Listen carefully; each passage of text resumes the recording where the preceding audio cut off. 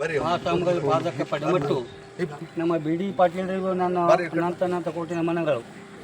ರೋಡ್ಗಿ ಗ್ರಾಮದ ಗ್ರಾಮಸ್ಥರು, ಕೆಡಿ ಗ್ರಾಮದ ಗ್ರಾಮಸ್ಥರು, ಉತ್ಕಣ ಗ್ರಾಮದ ಗ್ರಾಮಸ್ಥರು, ಶಿವಪುರ ಗ್ರಾಮದ ಗ್ರಾಮಸ್ಥರು ಹಾಗೂ ಹೊಸರ ಗ್ರಾಮದ ಗ್ರಾಮಸ್ಥರು, ಮಿರ್ಗಿ ಗ್ರಾಮದ ಗ್ರಾಮಸ್ಥರು, ಎಲ್ಲ ರೈತ ಬಾಂಧವರು ಈ ಬಾಗಿನ ಅರ್ಪಣೆಗೆ ಯಶಸ್ವಿಯಾಗಿ ಅವರು ಬಂದು ನಮಗೆ ಶೋಭೆ ತಂದಿದ್ದಕ್ಕಾಗಿ.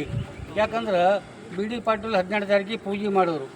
ಎಲ್ಲ ವಾಟ್ಸಪ್ ಕಡೆ ಫೋಟೋ ನಮಗೆ ಫೋನ್ ಬಂದು ಹೆಂಗೆ ಅಂಗಡಿ ಪೂಜೆ ಮಾಡಿದ್ರು ನೀವು, ಅದು ದೇವ್ರ ಆಶೀರ್ವಾದ ಅವ್ರಿಗೆ ಏನೋ ಮುಡ್ಯದ. ಅವ್ರು ಬಂದು ದೇವರಲ್ಲಿಗೆ ಹೇಳ್ಯಾಳ ಭೀಮಾತಾಯಿ, ಅದಕ್ಕೆ ಅವ್ರು ಪೂಜೆ ಮಾಡಿ ಹೋಗ್ಯಾರ. 10 ದಿನದ ಮುಂದೆ ನೀರು ಬಂದವು ರೀ. 18ಕ್ಕೆ ಪೂಜೆ ಮಾಡಿದೆವು, 28ಕ್ಕೆ ನೀರು ಬಂದವು. ಅದಕ್ಕೆ ಎಲ್ಲರೂ ಗುಬ್ಬೇಡ್ದವರು, ಅದ್ರ ಕೇಳಿದವರು, ಬೀಂಗಾರದವ್ರು ಹ್ಯಾಂಗೆ ರೀ ಇದು ವಿಚಿತ್ರ ಐತಲ್ಲಕತ್ತರು. ಅದು ದೇವರ ಮಹಿಮಾ, ನಮ್ಮ ವಾಡ್ಗಿ ಸಾಹೇಬರುಗಳದು ಒಂದು ಆಶೀರ್ವಾದ. ಬಿ ಡಿ ಪಾಟೀಲರ ಪೂಜೆಯಿಂದ ನಮ್ಮೆಲ್ಲ ರೈತರಿಗೆ ಭೀಮಾ ನದಿ ಉಕ್ಕಿ ಹಡ್ಲಿಕ್ಕತ್ತಾಳ.